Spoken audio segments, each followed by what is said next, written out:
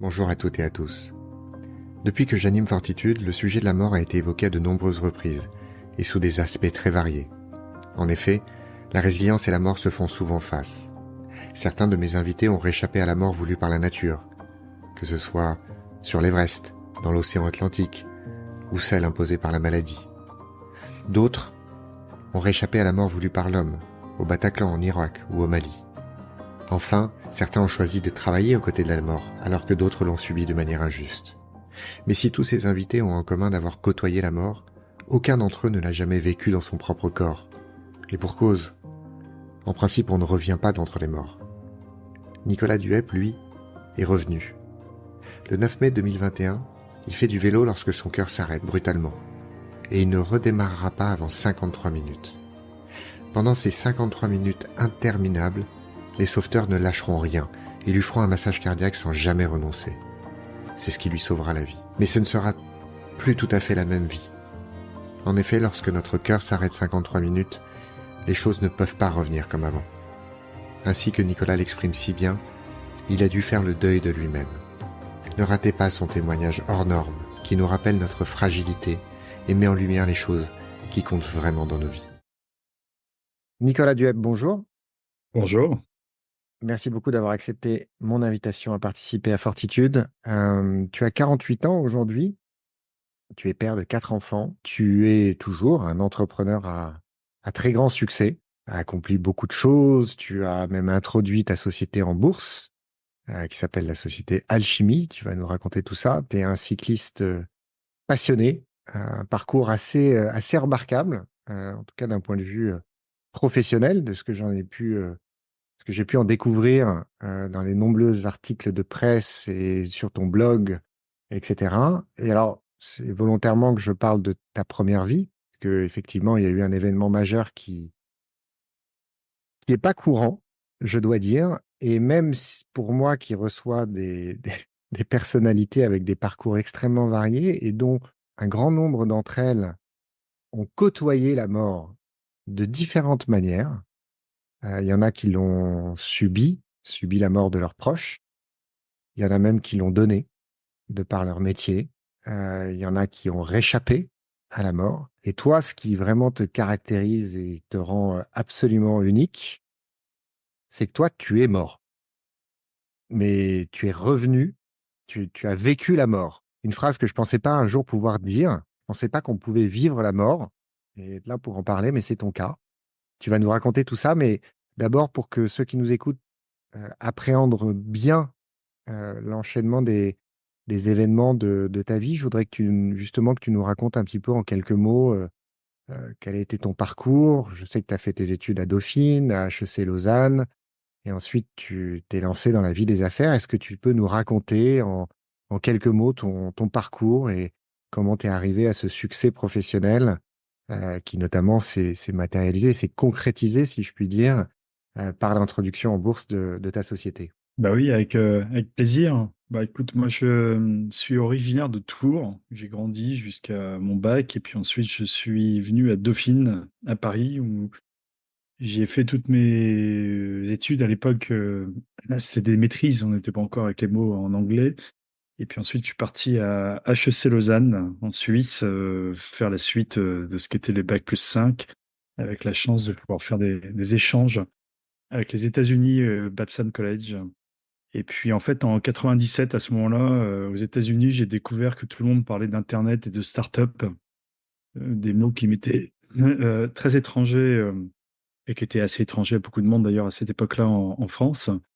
Et j'ai compris que c'était un truc fou qui était en train de se passer. Et dans la foulée, j'ai rencontré le directeur marketing d'Accor, du groupe Accor à l'époque, à qui j'ai dit, mais il faut que vous vous mettiez sur Internet parce que un jour, tout le monde réservera sa chambre d'hôtel sur Internet et puis personne appellera les hôtels ou passera par le Minitel. Et pendant ce stage, enfin cette période de MBA aux États-Unis, j'avais fait une étude sur les systèmes de réservation des compagnies aériennes américaines qui, elles, avaient déjà un peu d'avance et s'étaient mises sur Internet. Alors du coup, il m'a dit, bah, allez-y, commencez, allez-y. Et donc, j'ai créé accorhotel.com, qui est le site que tout le monde connaît. Donc, À l'époque, c'était révolutionnaire parce qu'on avait réussi à interfacer Internet, qui était même pas de la DSL, hein, que c'était encore très très lent avec le modem qui faisait plein de bruit. Et puis les systèmes de réservation online, donc tu arrivais sur le site et tu pouvais prendre toutes tes chambres d'hôtel. Voilà, et puis après j'ai basculé dans une autre aventure, j'ai quitté Accor, qui était un grand groupe parce qu'en fait, j'ai 22 ans à ce moment-là, je suis plus jeune, il fallait montrer un jeune dans les groupes du CAC 40 pour être crédible. Et puis, comme le truc a décollé, a fait beaucoup de chiffre d'affaires et que c'est des machines politiques, je me suis fait piquer mon jouet très rapidement. J'étais complètement naïf, donc ça a disparu très très vite. Et puis, je suis parti avec des associés, créer une boîte, pareil, assez visionnaire, qui était l'idée qu'à un moment donné, il y aurait plus de gens connectés à Internet avec les téléphones portables qu'avec le PC. Et c'était une période, tu te souviens, avec les Nokia, et on essayait de bricoler des trucs avec ces téléphones et ce qui était le WAP ou e-mode, Bouygues Télécom, au début des années 2000. Voilà, et puis on s'est dit, bah, il faut qu'on trouve des contenus à vendre. Donc le seul truc qu'on ait trouvé au début, c'était des sonneries et puis des fonds d'écran pour les téléphones portables. Et puis tout ça a évolué très très vite. Et puis si on est mis à faire du jeu, à maîtriser les systèmes de paiement avec les opérateurs télécoms. Et ça, c'est l'aventure Selfish. C'était une aventure incroyable. On est passé de 0 à 100 millions d'euros de chiffre d'affaires avec 200 personnes un peu partout en Europe. Voilà, une aventure très intense. Et c'est une boîte que j'ai rachetée ensuite en LBO pour la faire pivoter et la transformer à ce que tu as défini Alchemy, qui est une plateforme de vidéo streaming thématique et qui est qui a connu aussi une belle croissance jusqu'à l'introduction en bourse. Voilà, et c'est vrai en parallèle de ce parcours, moi j'ai toujours été passionné par les gens qui font tout. Tu vois, le gars qui fait 2 milliards mais qui a pas de vie perso m'intéresse assez peu. Donc en fait, moi je me suis marié assez jeune, j'ai eu mes enfants assez jeunes. Et puis en même temps que d'être un père de famille présent, un mari aimant, bah, j'ai essayé d'être à fond dans le sport. Moi j'étais passionné de triathlon au début, puis surtout de cyclisme ensuite. C'est génial, le vélo, il y a plein de données, il y a plein de technologies, etc. Voilà, et puis j'étais en même temps engagé dans les sujets de la cité, vice-président de Croissance Plus, qui est l'association des entreprises de croissance, également du Galion. Voilà, j'aimais faire tout, mes journées étaient bien remplies, de 7h à 23h, tout était bien organisé.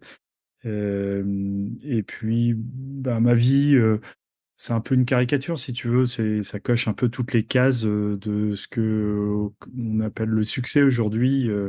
J'arrivais à avoir enfin, ce que tu faisais fonctionner, quoi. Oui, effectivement, ça cochait toutes les cases. Et d'ailleurs, ça cochait tellement toutes les cases que t'es même dit que tu pouvais écrire et publier un livre pour Alors, j'ai effectivement. partager ce, voilà, ce parcours et cette énergie. C'est ce livre que tu as publié qui s'appelle Votre énergie est inépuisable. Et je veux bien qu'on s'arrête quelques instants là-dessus parce que bah, il y a une forme d'ironie un peu dans, dans cette démarche, dans le contenu de ce livre et la suite de ta vie. Est-ce que tu peux nous en dire quelques mots? En fait, à la naissance de mon troisième, il dormait pas.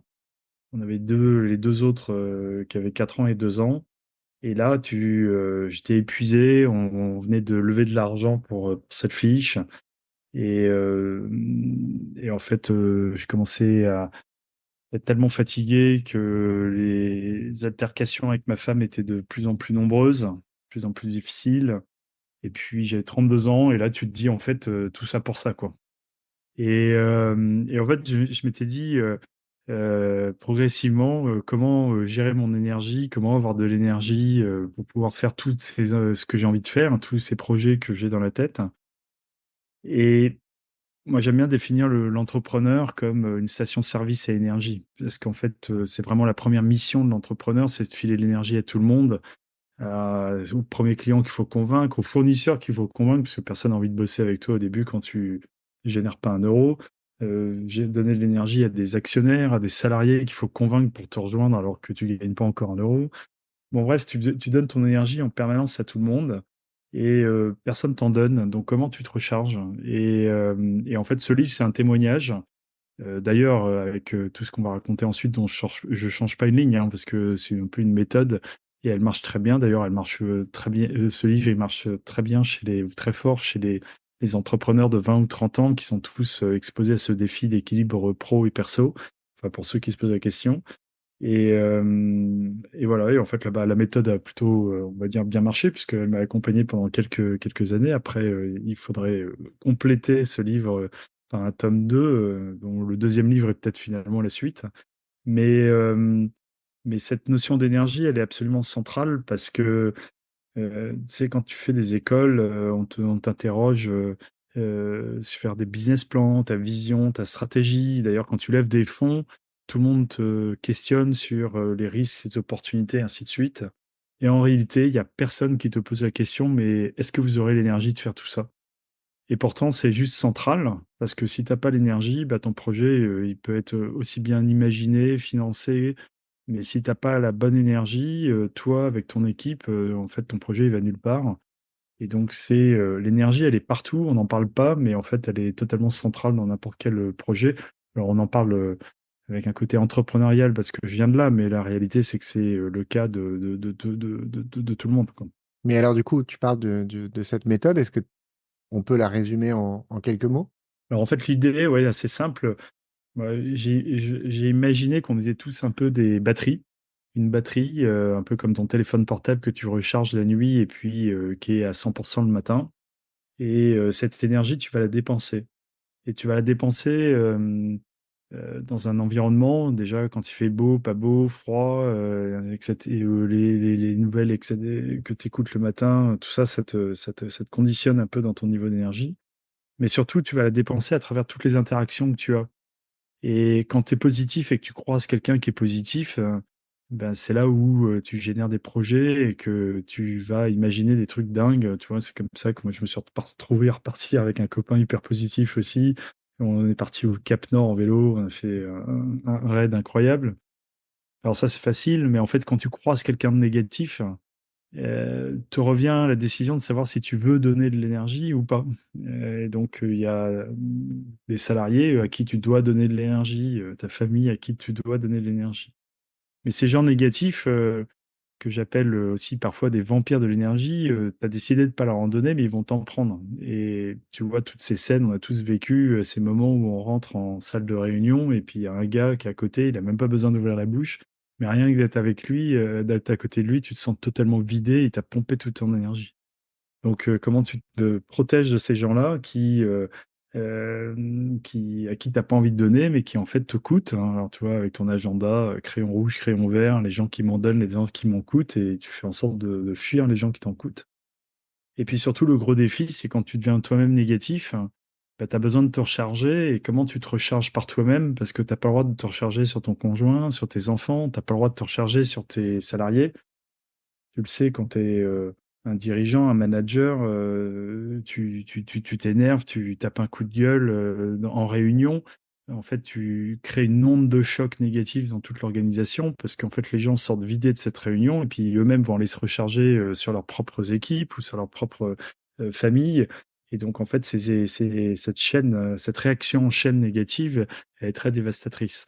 Et donc, si tu veux pas mettre ta boîte à genoux, tu as intérêt à pas être comme ça dans ta boîte. Donc, comment tu fais pour arriver à te soustraire à ta boîte quand tu sens que tu viens à un niveau critique? Et puis, comment tu te recharges avec tes passions, avec tes équipes de temps, et ainsi de suite. Enfin, il y a différentes astuces, trucs et astuces. Et c'est vrai que là où je sens ta question avec l'ironie, bah, c'est vrai que je sensibilisais aussi à faire attention de ne pas aller trop loin parce que il y a des signaux faibles, il y a des signaux qui manifestent à droite et à gauche que parfois on rentre en zone critique et que ben, au bout de la zone critique, souvent il y a soit des problèmes de santé, de burn-out et que là du coup le coût est important pour tout le monde, quoi. Voilà, mais bon, c'est important parce que bah, à 20 ou 30 ans, 20 ans, tu as tellement d'énergie que le sujet se pose pas. À 30, quand tu crées une famille et que tu prends une sorte de deuxième rythme dans la vie, bah, la question se pose et puis l'énergie, petit à petit, en progressant dans la vie, la santé, et ainsi de suite. Je termine, à la fin du livre, je termine sur une ouverture. Il y a beaucoup d'intuition aussi. C'est pas forcément au plan philosophique comme tu l'expliques, mais sur la notion d'inépuisable, parce qu'en fait, bah, tu sais, quand t'es petit, ce que t'aimes, c'est de recevoir des cadeaux. Puis quand t'es grand, ce que t'aimes, c'est offrir des cadeaux. Et donc, donner te procure de l'énergie. Et effectivement, bah, parler d'amis, je sais pas, t'as un ami qui est malade, t'y tiens, ça te perturbe un peu. Mais le fait d'aller passer 2 heures avec lui à côté de son lit d'hôpital, a priori, c'est toi qui donnes de l'énergie, tu ne fais qu'en donner. Mais derrière, tu vas sortir joyeux. Parce que, pas joyeux qu'il soit dans cet état-là, mais joyeux d'avoir vécu ce moment avec lui, de lui avoir donné tout ce que tu pouvais, de pouvoir l'avoir soutenu dans cette épreuve. Et ça te donne une énergie de dingue. Et en fait, de découvrir que le don est source d'énergie, bah, pour moi, c'était une forme de révélation parce que c'est contre-intuitif. A priori, tu donnes, ça te coûte. Et pourtant, d'abord tu donnes, ensuite tu reçois et tu crées l'échange. Et cette approche, ben, c'est ce qui m'a amené à avoir ce titre un peu provocateur, mais qui a un clin d'œil aussi à tout le monde, que en fait cette énergie peut devenir inépuisable, puisque le don, lui, pour le coup, il est inépuisable. Je reviens maintenant au fil plus direct de ta vie. Donc, comme tu l'as évoqué, tu es passionné de cyclisme. Donc, t'es pas un cycliste, entre guillemets, du dimanche, hein, qui va faire une petite balade en Vélib d'un quart d'heure. Tu es un vrai cycliste. Quand tu sors, c'est pour 60, 70, 100 km, voire plus. C'est vraiment une passion pour toi. Ça rythme ta vie. Et donc là, je vais passer directement à ton livre que j'ai présenté dans l'introduction, qui s'appelle 53 minutes, survivre et renaître, aux éditions Isran. Et je vais tout simplement, je me complique pas la vie, je vais tout simplement lire la couverture, ce petit passage. Sans tomber du vélo, je m'affaisse inconscient sur la tôle du rail de sécurité. Ma tête bascule dans le vide, tandis que mes pieds restent clipsés à la machine. Je me retrouve plié en deux, les pieds accrochés au vélo d'un côté, le buste et la tête de l'autre, mon crâne touchant presque le sol. Ce que j'écris, ce sont mes sauveteurs qui me l'ont raconté, car je me souviens de rien. Allons direct à l'essentiel. Raconte-nous cette fameuse journée du 9 mai 2021. Alors, on est dimanche. Donc, moi, j'habite Paris, et à l'ouest de Paris, il y a au-delà de Versailles, ce qu'on appelle la vallée de Chevreuse, qui est en général un des grands terrains de jeu des cyclistes parisiens. Donc, je suis parti rouler avec un copain qui, lui, rentre sur Rambouillet, encore plus à l'ouest, et moi, je repars sur Paris même, Paris Centre, là où j'habite, pour le déjeuner dominical. Donc, en fait, c'est des sorties de 100 bornes, et c'est vrai qu'à cette époque, je roulais 12 000 km par an en faisant plein de courses, etc. Donc, j'avais beaucoup d'entraînement, je passais beaucoup de temps sur mon vélo, et il n'y a pas de secret, le vélo, il faut faire du temps de selle. Et donc, en fait, la côte qui relie Givres-sur-Yvette au plateau de Saclay, qui s'appelle la côte de la Bénimage, que beaucoup de Franciliens connaissent, parce qu'elle est très empruntée, il y a un angle droit, et puis je monte, c'est une côte à 7%, mon cœur est à 132, et brutalement, mon cœur lâche. Alors, tu le vois sur le système Garmin, la courbe qui tombe à zéro. Et c'est un endroit où effectivement, il y a un rail de sécurité, donc je m'affaisse dessus, et en fait, le miracle, c'est qu'au moment où ça se passe, derrière moi, il y a trois autres vélos qui voient que j'ai un problème, qui sont même pas ensemble, qui viennent à ma hauteur et qui me portent secours. Et c'est un médecin et deux gendarmes. Alors, ils vont commencer à masser immédiatement, et puis à alerter les secours et à sécuriser la zone, parce que, comme je disais, c'est une zone assez fréquentée par les véhicules. Et puis les pompiers vont arriver au bout de 25 minutes pour prendre le relais du massage, ce qui est, pour ceux qui ont déjà fait, qui sont formés, et tout le monde devrait être formé, est plutôt un exploit. Tu sais, juste une petite parenthèse pour donner un peu pour poser le cadre. En France, il y a 60 000 morts subites par an. Il y a uniquement 3% de rescapés, l'immense majorité avec des séquelles. Et au bout de 9 minutes, sachant que tu as 2-3 minutes max pour faire les gestes de premier secours, au bout de 9 minutes, tu as 3% de chance de sauver le cœur. Et le vrai défi et le miracle, c'est de sauver un cœur, mais ce qui est encore plus dingue, c'est de sauver un cerveau, parce qu'à chaque fois qu'on fait une pression du massage, ça envoie de l'oxygène au cerveau, du sang qui véhicule l'oxygène au cerveau. Et le massage, il emmène que 25% du besoin d'oxygène. Donc on comprend que les minutes s'égrénant, bah, petit à petit, le cerveau est abîmé. Et c'est souvent le cas, d'ailleurs, dans les formations, on dit qu'au bout de 15-20 minutes, on peut lâcher l'affaire parce qu'en général, si on arrive à sauver la personne, ensuite, les séquelles seront trop importantes. Alors en fait, moi, le médecin, il va tenir, il comptait pas les minutes, il faisait pas attention. Et puis quand les pompiers arrivent, ils prennent le relais.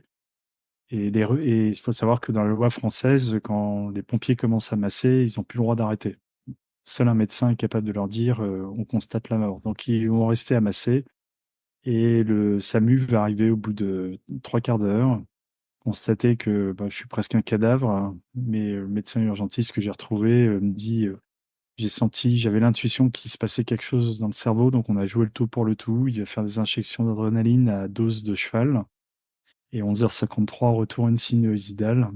Donc je suis mort pendant 53 minutes. Voilà, et donc après, je vais être évacué en urgence à l'hôpital de Paris-Sud, à Corbeil-Essonnes, où quand je vais arriver, accompagné par ce médecin urgentiste qui va aller au-delà de toutes ses responsabilités, amener ce supplément d'âme, comme le gendarme, comme le médecin, je vais être remis tout de suite entre les mains d'un chirurgien cardiaque qui va m'opérer du cœur et puis qui va me plonger dans le coma artificiel. Dans le coma, on descend à température de 37 degrés à 32 degrés, on endort tous les organes et on laisse juste le cœur et le cerveau actifs, bénéficiant du peu d'oxygène et du peu d'énergie qui reste pour pouvoir survivre. On peut s'arrêter quelques instants sur cet épisode qui est honnêtement invraisemblable à plus d'un titre. Et tu as raison de rappeler l'importance des premiers secours, l'importance de se former aux premiers secours. Bon, je l'ai déjà évoqué sur ce podcast à plusieurs reprises pour à des occasions très différentes, mais c'est des choses qu'il faut répéter sans cesse. Je suis allé encore, moi, avec mon fils aîné il n'y a pas très longtemps pour lui faire, justement, pour qu'il fasse sa première formation premier secours auprès de la protection civile. C'est extrêmement facile de s'inscrire. Il y a des centres de formation absolument partout. Alors oui, ça prend un peu de temps pendant un week-end, mais en plus, faire ça en famille ou avec des amis, c'est plutôt ludique, entre guillemets. En tout cas, c'est riche d'enseignements, c'est extrêmement concret, c'est très pragmatique, il n'y a pas de théorie inutile. Voilà, c'est absolument indispensable. Donc, allez-y. Pour ceux qui ne l'ont pas Ouais, en fait, fait, faites-le. pour réaliser l'enjeu que ça représente dans cette société, c'est qu'en fait, 3% de rescapés, ça a comparé à 20% au pays du Nord. Dans les pays du Nord, tout le monde est formé, se forme et se reforme tous les ans. Et donc, entre 3 et 20, on parle de 10 000 vies. 10 000 vies sauvées par an. Et sur les 60 000 morts subites, un tiers, c'est 55 ans et moins. Des gens comme toi et moi, a priori en bonne santé, qui sont souvent parents et donc qui laissent des orphelins et pour lequel en fait, ces morts représentent un coût pour la société qui se chiffre en dizaines de milliards. Et donc, au-delà de l'aspect financier qui peut choquer, c'est juste des vies. Et en fait, on n'est que 40% à avoir fait au moins une fois le PSC1 en France. On devrait être 80%. Et je dis au moins une fois parce que l'avoir fait il y a 10 ans, bah, c'est pas suffisant. Faut y aller faire des piqûres de rappel parce que chacun sait qu'au moment où on tombe sur quelqu'un qui a un gros problème dans la rue, le choc émotionnel nécessite d'avoir des automatismes. Et les automatismes, ils n'arrivent pas comme ça si on y va une fois tous les 10 ans, quoi. Oui, je peux en témoigner. Moi, je l'ai fait 4 ou 5 fois. Et quand j'y suis allé avec mon fils la dernière fois, j'ai été surpris effectivement de ce qu'on oublie. Et puis aussi, il y a des choses qui évoluent. Il y a des techniques qui évoluent puisque bah, la science évolue. Les retours d'expérience permettent d'améliorer un peu les méthodes et les techniques. Donc, quoi qu'il arrive, il faut y retourner. Mais donc ça, c'était la première chose que je voulais dire. Et la deuxième chose, c'est que du coup, quand on fait cette formation, le massage cardiaque, il y a l'image qu'on s'en fait quand on regarde la télé, quand on voit les films, où c'est toujours un peu amusant de voir comment ils font un massage cardiaque, même quand on regarde Dr House. On a l'impression que c'est vraiment un truc assez facile. Tu fais trois petites compressions et puis c'est bon. Alors qu'en réalité, c'est un exercice physique extrêmement intense Je crois que voilà, faire un massage cardiaque de plus de 10 minutes, ça équivaut à courir 20 bornes ou 30 bornes ou 40 bornes, surtout que quand on sait que le rythme que l'on doit l'adopter pour qu'il soit efficace, tu le dis d'ailleurs dans ton livre, c'est amusant, c'est le même tempo que la chanson des Bee Gees, Saturday Night Fever, donc il y a un rythme qui est quand même assez soutenu. Et aussi parce que quand on apprend que pour vraiment bien faire un massage cardiaque qui soit efficace, normalement, on doit péter les côtes. Et d'ailleurs, Il faut toi, tu l'as péter les vécu, côtes. tu vas le raconter, puisque toutes tes côtes ont été pétées, heureusement. Parce que ça veut dire que le massage a été bien fait. Donc, c'est simplement pour donner des illustrations très concrètes et assez parlantes, je pense, du niveau d'engagement que demande un massage cardiaque. Tu as eu énormément de chance dans cet accident de tomber sur un trio qui est... On n'aurait pas pu faire un casting meilleur si on l'avait souhaité, puisque, comme tu l'as dit, il y avait un médecin, deux gendarmes, dont un du GIGN d'ailleurs, dont je rappelle pour ceux qui l'ignorent que la devise, c'est s'engager pour la vie. Donc, comme quoi, c'est pas volé, c'est pas démérité. Donc, tu as eu quand même une chance assez hallucinante de tomber sur ce trio. Mais donc, voilà, je pense que c'était important qu'on s'arrête. Tout le monde doit être euh, un peu attendre la suite de ton récit, mais c'était extrêmement important qu'on insiste là-dessus, qu'on le souligne et que chacun qui nous écoute, s'il l'a pas fait, qu'il le fasse. Il y a vraiment pas d'excuse de ne pas le faire. Donc faites-le. Voilà. Donc effectivement, tu arrives. Pardon, vas-y. Oui, bah, c'est ce que j'allais reprendre le récit, c'est-à-dire qu'entre-temps, ils ont trouvé qui j'étais, euh, parce que en général, les dames, elles ont un sac à main et il y a des papiers, mais là, quand vous êtes en vélo, il n'y a pas de papier. Et moi, j'avais rien rempli de ma fiche médicale sur mon téléphone, donc ils n'arrivaient pas à trouver qui j'étais. Et ils vont finir par trouver, donc appeler à la maison, tomber sur mon fils aîné qui est rentré et qui lui demandant d'appeler sa maman pour qu'elle revienne à la maison et uniquement de visu lui dire que j'ai eu un accident. Alors c'est vrai que quand on est en vélo, il y a beaucoup de chutes dans le peloton, c'est un sport un peu dangereux quand même le vélo et donc bon, elle comprend qu'il y a un accident, mais surtout elle panique quand elle comprend que mon fils lui dit que j'ai perdu conscience, hein, ce qui manifeste quand même un grave accident. Et donc ils vont prendre la voiture, partir à Corbeil-Essonnes. Et c'est sur la route en fait que le SAMU va appeler. Mon fils est au volant, il a 18 ans, ma femme est à côté. Et il lui dit, Madame, votre mari a fait un arrêt cardiaque, a fait un arrêt cardiaque très très très très long, pour que vous compreniez bien qu'il est entre la vie et la mort et que si c'est la vie, ce sera sans ses facultés, quoi. Voilà, donc ils vont arriver, ils vont tomber sur les médecins qui lui remettent une couche à ce moment-là. Et puis de lui expliquer qu'on est parti pour un marathon dont on n'a aucune idée en termes de jours, de semaines, de mois dans le coma. On n'a aucune idée de l'état dans lequel je serais. Parce que un arrêt cardiaque aussi long, ça n'existe pas. Mais vu l'état de ceux qui parfois font juste 10 minutes ou un quart d'heure, 53 minutes, faut qu'elle réalise que c'est abyssal. Voilà, et d'ailleurs, pour elle, ça va être très dur parce que quand ensuite tu es dans le coma, tu es intubé, tu as des tuyaux partout. Il y a une bactérie qui s'invite, hein, et le mardi soir, donc 2 jours après, je vais en fait avoir une poussée de fièvre où mon corps va passer de 32 à 39 degrés en l'espace de quelques instants. Et là, ils vont convoquer ma femme en lui disant, écoutez, madame, on a perdu le contrôle, donc restez à côté de votre téléphone parce que ça passera pas la nuit, on vous appelle quand c'est fini. Donc elle va avoir le droit à une deuxième annonce en l'espace de 48 heures. Et puis miracle, ça passe la nuit. Et le mercredi, voyant que mon corps réagit bien, ils lui disent, écoutez, madame, il a manifestement un cœur de sportif, donc on va tenter de le réveiller. Et là, il y a trois options. La première, c'est on n'y arrive pas. La deuxième, c'est qu'il a plus ses facultés quand il se réveille. Et la troisième, c'est qu'il a des séquelles sur une palette qu'on vous laisse imaginer. Alors ils tentent, ils n'y arrivent pas. Mon corps stresse, s'agite, et il faut qu'ils me remettent des paquets de médicaments et de sédatifs. Le jeudi, ils retentent, ils n'y arrivent pas non plus.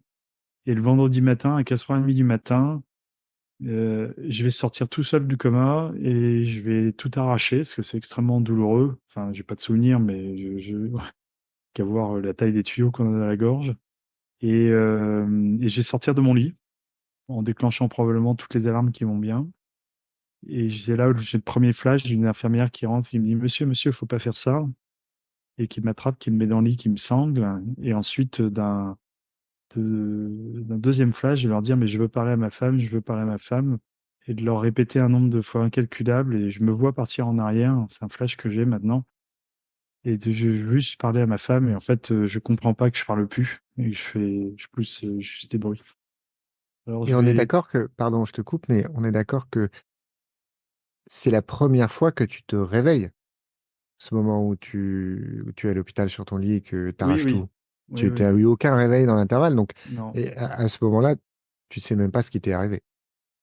Non, à ce moment-là, tu sais rien. À ce moment-là, tu réfléchis pas. À ce moment-là, tu es encore avec du cura, toutes les drogues qu'on te donne pendant que tu es dans le coma.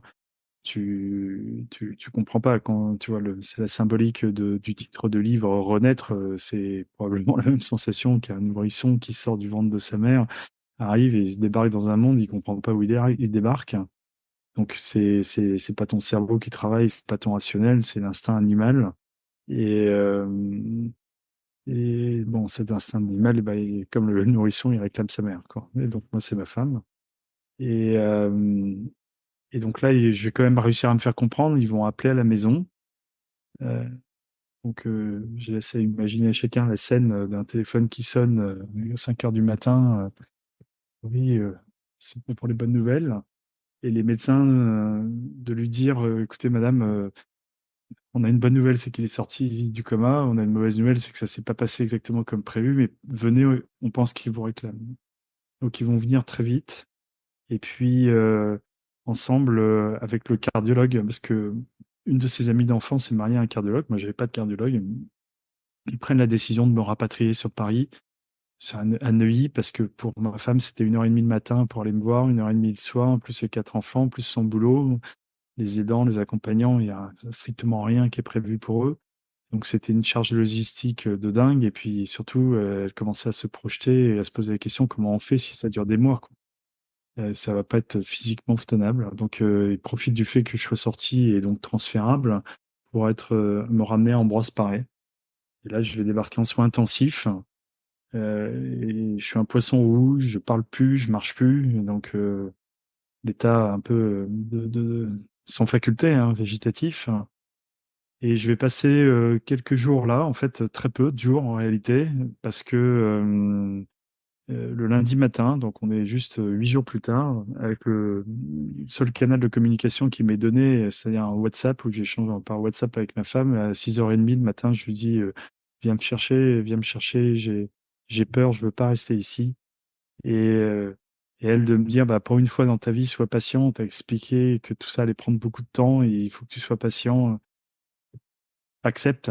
Et à 9h30, qu'est-ce que j'ai fait? Bah, je me souviens pas, mais j'ai renvoyé un WhatsApp en lui disant, bah, écoute, j'ai tous les papiers, viens me chercher, sinon je rentre en taxi. Alors, elle va redébarquer en urgence avec mon petit frère qui est venu des Pays-Bas et qui a véhicule, une femme détestant conduire, et de tomber sur les médecins qui lui disent, bah, le cœur de Monsieur Webb, c'est incroyable, il réagit très très bien, et s'il fait une rééducation cardiaque dès demain, on est d'accord pour qu'il sorte. Pour le neurologique, on vous laisse voir. Et moi, je lui mets par WhatsApp, je t'en supplie, laisse-moi sortir, ramène-moi à la maison.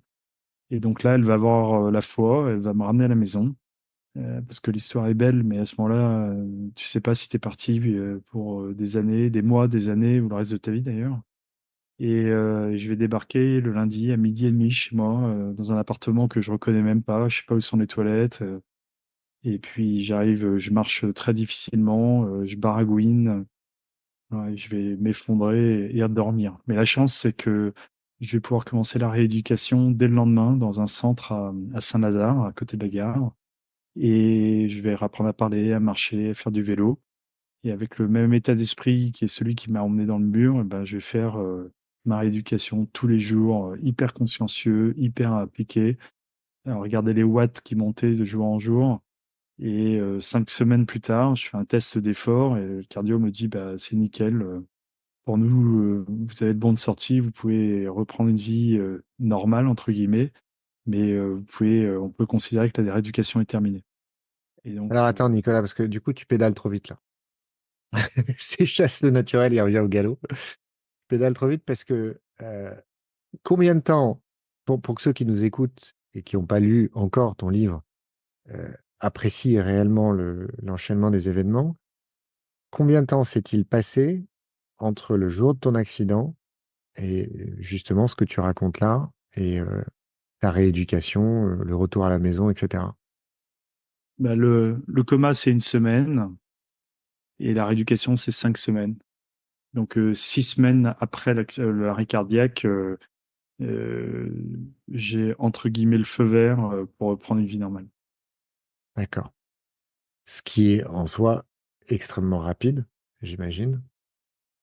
Ce qui est 53 minutes, c'est inouï. 1 semaine dans le coma, c'est inouï. Et 5 semaines de rééducation, c'est inouï. Oui, c'est ce que j'imagine. Alors, je reviens un petit peu en arrière parce il y a une chose que tu évoques dans le livre qui m'a beaucoup marqué.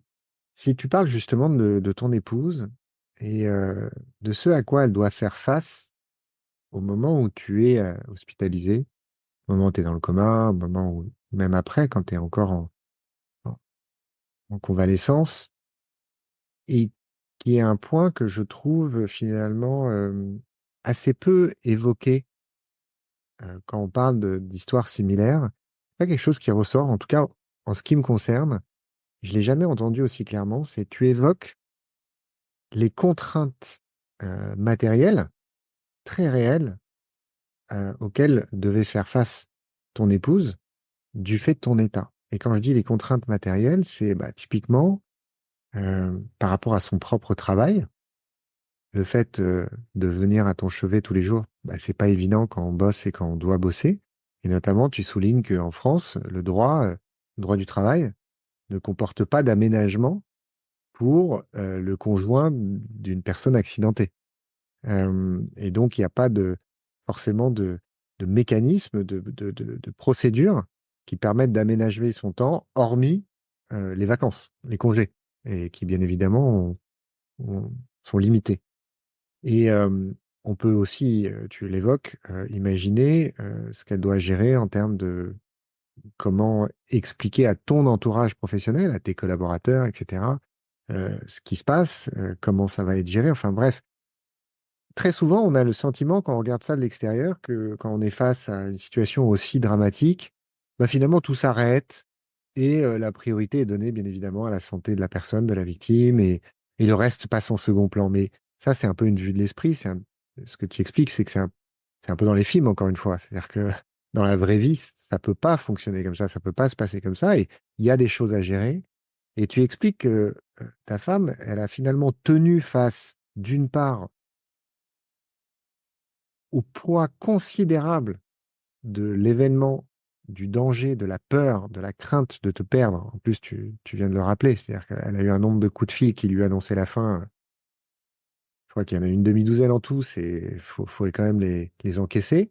Et puis, à côté de ça, il y a son job, il y a les enfants, il y a les proches, il y a toutes ces choses-là. C'est une montagne de choses à gérer qui ne s'arrêtent pas, qui ne disparaissent pas. Et toi, tu expliques que finalement, elle a eu une approche très, très sage. Et alors, je suis désolé, je ramène toujours tout à la philo, je suis un peu pénible, mais très philosophique, peut-être sans le savoir. C'est-à-dire qu'elle a fait le tri entre les choses sur lesquelles elle avait une forme de contrôle et les choses sur lesquelles elle n'avait pas le contrôle. Et ça lui a permis de faire un filtre et donc de faire face. Est-ce que tu peux nous en parler un peu plus? Parce que je trouve que il y a aussi une vertu pédagogique à notre entretien. On vient d'évoquer le fait qu'il fallait que tout le monde se forme au premier secours, mais il y a aussi une forme de prise de conscience de, attention, quand il arrive quelque chose comme ça à un membre de la famille, bah, la Terre s'arrête pas de tourner. Et derrière, il faut pouvoir gérer. Ouais, bah c'est un point essentiel et je pense qu'il touchera beaucoup de gens parce que ce que ta question, c'est le rôle de l'accompagnant, le rôle de l'aidant. Et c'est vrai que moi aujourd'hui, c'est moi qui te parle et les gens trouvent que j'ai beaucoup de courage et de la résilience, etc. La réalité, c'est que je me souviens de pas grand-chose. D'ailleurs, on a fait un travail d'historien dans ce livre.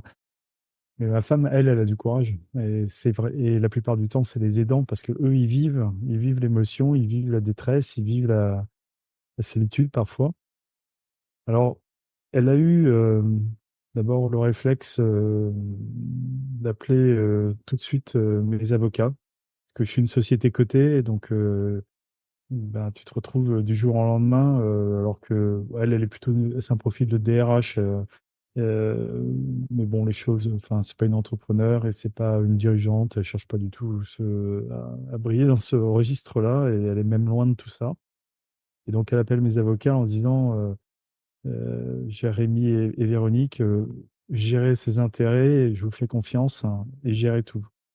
Et donc, bah, elle va se retrouver avec eux qui vont tout gérer et puis qui vont la solliciter uniquement quand ils en ont besoin, parce que bah, il va falloir publier un communiqué de presse. Donc, il y a plein d'amis qui ont appris que j'avais un problème via les communiqués de presse sur Boursorama.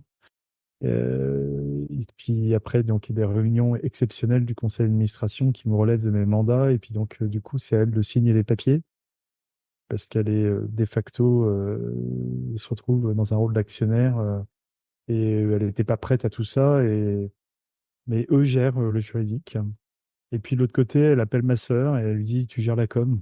Ma femme va appeler quand même mes parents, vraiment le tout premier cercle. Mais tous les amis, ma sœur va construire un WhatsApp, mettre tout le monde dedans et tenir au courant tout le monde.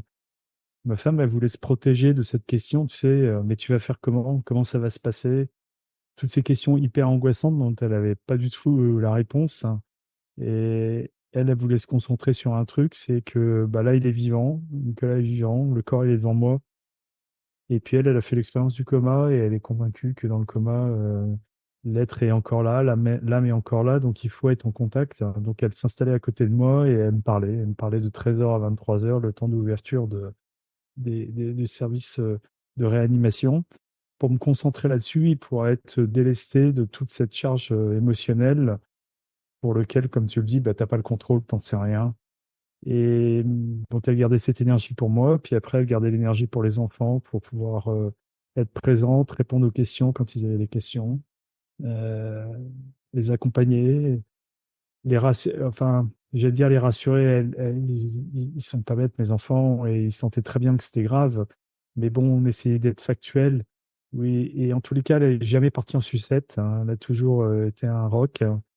Et je pense que ça a été très dur. Voilà. Et après, c'est vrai que bah, la vie tourne, tu vois. Par exemple, on est début mai. En mai, on fait les impôts. Moi, c'est moi qui fais les impôts. Elle n'a jamais fait une fiche d'impôt de sa vie. Et là, elle était en panique en voyant, mais comment il va falloir faire les impôts, ils sont où les papiers, etc. Et puis, c'est vrai que bah, j'avais pas de. Elle avait le code de mon ordinateur, mais j'avais rien organisé, parce que tu n'imagines pas que tu puisses disparaître comme ça du jour au lendemain. Donc, maintenant, c'est organisé, c'est classé. Et ça ne l'était pas, donc c'était le bazar. Euh, et donc, elle avait appelé les impôts en disant, mais est-ce que je peux avoir un mois supplémentaire? J'ai aucune idée de comment il faut faire. Et puis là, il est entre la vie et la mort. Donc, oui, madame, mais il va falloir quand même les remplir. On vous donne un mois de plus. Donc, ils ont été smart. Mais bon, tu vois, tu as ça à gérer. Et puis, en même temps, bah, elle commençait à se dire, bah, de façon très concrète, là, s'il faut faire 1h30 le matin, 1h30 le soir, est-ce qu'il ne faut pas que je loue un truc à Corbeil-Essonnes pour être à côté du corps?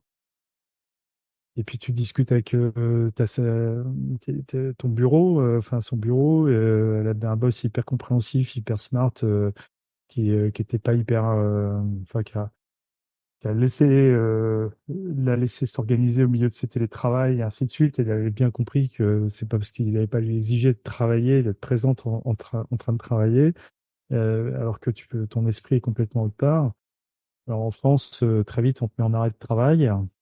Ma femme fait partie de ces gens droits qui estiment qu'on devrait tous bien se comporter, ne pas abuser du système parce que c'est comme ça qu'il s'écroule. Et donc, estimer qu'elle était en mesure quand même de tenir sur ses jambes, et elle ne voyait pas pourquoi elle allait faire un arrêt de travail. Donc voilà, il fallait faire cet exercice, et toutes ces journées sont des journées de dingue. Alors, je parle pour elle, il faudrait que tu l'invites et que tu lui poses la question. Ouais, Parce justement, que j'ai réfléchi. c'est elle qui répondra au mieux, mais elle est tellement discrète que si tu y arrives, je te félicite. Ou je te remercie d'ailleurs, parce que je pense que ça peut te faire du bien aussi d'en parler. Mais oui, et les rôles des aidants. Et tu vois, moi aujourd'hui, je fais beaucoup de conférences. Et en fait, la première conférence que j'ai faite, à la fin, j'étais pas chaud pour faire des conférences, que je pleurais beaucoup et beaucoup d'émotions. Et en fait, à la fin, il y a une femme qui me met, c'était dans un cabinet de outplacement, donc tu vois, outplacement, 55 ans, ancien cadre du CAC 40, on te met dehors, et merci, au revoir. Et en fait, il y a une femme qui me dit, Monsieur Nicolas, merci beaucoup pour votre témoignage, j'ai les larmes aux yeux, puis surtout, j'ai beaucoup de compassion pour votre épouse, parce qu'on parle beaucoup des accidentés, mais assez peu des accompagnants. Moi, mon mari a eu un accident, aujourd'hui, il est handicapé à 90%. Alors là, toi, tu comprends pourquoi elle s'est fait virer, parce qu'elle s'occupe de son mari. Et en fait, la coach qui était assise à côté de moi, elle savait pas. C'est-à-dire que cette femme avait joué le jeu de rôle jusqu'au bout. Et en fait, euh, le jeu de rôle pour montrer que tout va bien. Et, et en fait, je te témoigne ça parce que la douleur de psychologie, etc., pour l'accidenté, elle est évidente. Mais pour tous ceux qui sont autour, elle devrait également être évidente. Et en fait, les gens sont assez peu enclins à le comprendre, et pourtant, il faut l'avoir vécu pour voir que c'est juste une évidence, quoi. Oui. Et l'émotion qu'on sent clairement dans ton témoignage lui rend un très bel hommage.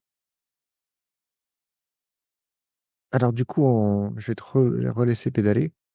T'es rentré, tu fais ta rééducation, et là, bah justement, ta personnalité prend le dessus, c'est-à-dire que ce que j'ai vraiment ressorti, ce que tu fais vraiment transpirer de ton livre, c'est que d'une certaine manière, il y avait une dynamique chez toi de revenir à qui tu étais avant, de revenir comme si ça s'était pas passé d'une certaine manière. C'est-à-dire, voilà, j'ai la volonté, j'ai la niaque, j'ai le sens de l'effort, j'ai l'habitude de dépasser mes limites. Donc cet accident va pas me définir, va pas me remodeler, va pas me redéfinir peut-être. Bah, je vais tout faire entre guillemets comme avant, quoi. Et il y a une vraie dynamique que tu expliques très bien, que tu illustres très bien dans le livre. On le sent. C'est-à-dire que quand je te lisais, j'avais envie de t'appeler, de te dire, eh oh, respire, c'est bon, prends ton temps. Ça, c'est rarissime ce qui vient de t'arriver. Et en fait, tu fais très bien sentir que c'est pas tellement une volonté de te remettre sur pied physiquement, de retrouver ta mobilité. C'est un peu comme si, voilà, tu veux surtout pas que ce qui t'est arrivé t'affecte et te change. Et en fait, moi, ma vie d'avant, j'ai adoré. J'ai, j'avais une vie qui m'apportait les satisfactions intellectuelles, relationnelles, financières que j'avais imaginé avoir et que j'avais réussi à avoir. Et j'avais la vie telle que je l'avais rêvée. Donc j'avais ma vie, donc je voyais pas pourquoi j'allais changer de vie et je voyais pas pourquoi fallait pas que je me batte pour pouvoir redevenir comme avant. D'ailleurs, je reprends plein de WhatsApp et de messages du mois de juin, de juillet, où je dis à des copains, bon voilà, j'ai eu un petit problème, j'ai perdu un peu de temps, mais on va vite tourner la page. Et puis en même temps, tu as fait ton introduction en bourse, tu es engagé, j'ai racheté une boîte aux États-Unis, enfin, tu es parti dans ton truc. Et oui, c'est dingue, tu vis un truc hors norme dont j'ai pas pleinement conscience que c'est vraiment hors norme d'ailleurs à ce moment-là, mais tu veux mettre toute ton énergie pour te battre. Et donc je vais passer tout l'été à faire des exercices physiques, des exercices un peu intellectuels pour pouvoir me remettre en selle. Et puis le 15 août, je vais appeler le conseil d'administration en leur disant que le 1er septembre, je serai au bureau et je reprendrai l'ensemble de mes mandats et on recommencera comme avant, quoi. Donc, le scénario se déroulait comme je l'avais imaginé, et donc j'étais plutôt rassuré, quoi. D'ailleurs, je vais débarquer le 1er septembre au bureau en faisant quelques aménagements parce que je vois bien que je suis quand même un peu fatigué, qu'il y a des trucs qui bug un peu, mais je veux pas trop le voir. Et puis, tu as un biais cognitif du sportif endurant qui est celui de dompter ton corps avec ta volonté et de l'emmener toujours plus loin. Bon, tu te dis, bah là, comme pour le reste, si je veux, j'y arriverai, quoi. Et donc, je vais recommencer. Et en fait, la blague va durer 6 semaines, le temps d'être rattrapé, submergé par une immense fatigue qui va me catapulter dans une forme de dépression. Alors, moi, je suis pas du tout dépressif, mais là, d'un seul coup, je pars vraiment au fond de la baignoire, aspiré par le siphon. Et, euh, et en fait, j'avais la chance d'être accompagné par une femme parce que j'avais quand même pris quelqu'un avec qui discuter, parce que intuitivement, je m'étais dit, il m'est quand même arrivé un truc. Et parlons-en. Et en fait, elle va gentiment me faire accoucher, parce que la réponse, c'est déjà en moi-même il faut que j'arrête tout, je quitte tout, parce que c'est pas bon pour l'entreprise, c'est pas bon pour moi. Je vais retourner très rapidement sur un lit d'hôpital si je fais rien. Et donc, je vais quitter, je vais annoncer au conseil d'administration que, bah, du coup, que je quitte tout. La boîte que tu as créée, les salariés, certains avec qui je travaille depuis plus de 20 ans, depuis l'aventure Selfish, et t'annonces en larmes à tout le monde que bah, tu as essayé et tu peux plus. Voilà. Tu sais, j'aime beaucoup utiliser cette image du ski nautique. Tu sais, en ski nautique, quand tu es tombé, tu peux lâcher le bras, là. Mais en fait, tu le lâches pas. Tu as l'illusion que tu vas pouvoir te remettre sur tes skis. Et Alors tu que tiens, et tu tiens. et tu tiens, et tu tiens, et tu prends toute l'eau possible et inimaginable dans la bouche, dans les narines, etc. Le temps de comprendre que bah, ça sert à rien. C'est un peu ça que j'ai vécu. T'accrocher, puis là, tu peux plus, tu lâches. Et ça a fait un peu la première fois de ma vie que je lâchais. Voilà, et pourtant, lâcher, d'un seul coup, je récupère du temps, mais toujours à ce moment-là, je veux pas voir que j'ai des troubles de l'équilibre. Je tombe dans le métro, je tombe dans la rue, j'ai des troubles de l'attention. Toi, le soir, quand j'ai des ados, ça parle dans tous les sens, ces conversations sont déstructurées, je comprends rien. Je bégaye, je cherche mes mots, mais de façon, dès que je suis un peu fatigué, passé 18 heures, 19 heures le soir, voilà, on ne comprend plus. Je dors encore 11 heures, 12 heures par nuit. Donc, je suis fatigué. Si je fais 10 heures, je fais une sieste d'une heure et demie dans la journée. Donc, si tu veux, tu as quand même encore plein de symptômes qui te disent il y a un problème, quoi. Il y a vraiment un problème. Mais ça, tu veux pas le voir. Et tu veux continuer à te dire bah, il faut que j'avance. Et puis, tu es encore pétri par ces mantras du management. S'il y a une volonté, il y a un chemin, bah, on y va. Et c'est comme ça que je vais me retrouver à me dire, bah tiens, c'est super. J'ai jamais eu mon agenda libre, hein. Donc, comme j'avais démissionné et tout, j'avais l'agenda libre. Qu'est-ce qu'on fait de tout ça? C'est quoi le truc excitant? On va pouvoir refaire du vélo. Et puis en janvier, j'ai un copain qui me dit, allez, viens, on va faire l'Alpe d'Huez Challenge cet été. Est-ce que tu veux être dans l'équipe? Et donc, c'est le 8 janvier, je crois. Et je vais le soir, je ferme mon ordinateur, je ne lui réponds pas. Et le lendemain matin, je me dis, bon, allez, faut t'y remettre, parce que s'il y a bien un sport dans lequel tu fais pas illusion, c'est le vélo. Il faut t'entraîner, il n'y a pas de secret. Et donc là, je me dis, allez, il faut y aller. Donc je vais à l'ouest de Paris, à l'hippodrome de Longchamp, qui est un anneau autour duquel tournent beaucoup de cyclistes. C'est le mardi matin, il fait froid, il pleuviote. Et je fais plusieurs tours. Et puis je vais, tape-toi dedans, fais-toi mal. Faut t'arracher. Ça fait longtemps que tu n'as pas fait de vélo, il faut que tu reviennes à ton niveau. Et puis, au bout d'une heure, il y a trois vélos qui sont devant moi, qui se touchent. Moi, je suis derrière, j'ai aucun réflexe, puis j'ai transit froid. Je tape dedans, je fais un soleil et je me fracture les deux poignets, quoi. Donc là, c'est les pompiers qui appellent ma femme. Je suis ramené à l'autre Ambroise Paré, pas de Neuilly, mais de Boulogne. Ils peuvent même pas m'opérer parce que je suis plein de médicaments pour plus finir les sang. Donc, je vais passer une semaine à souffrir avant qu'ils puissent m'opérer, me poser des plaques. Et là, c'est une autre expérience, c'est l'expérience de pas de bras, c'est une expérience extrêmement humiliante, hein, parce que quand tu n'as pas de bras, tu peux rien faire. Humiliante parce que jamais tu as imaginé de demander à ta femme de te donner ta douche, de t'appuyer sur la chasse d'eau, t'habiller, te mettre sur un fauteuil. 2 heures plus tard, il y a quelqu'un qui vient pour t'emmener faire pipi.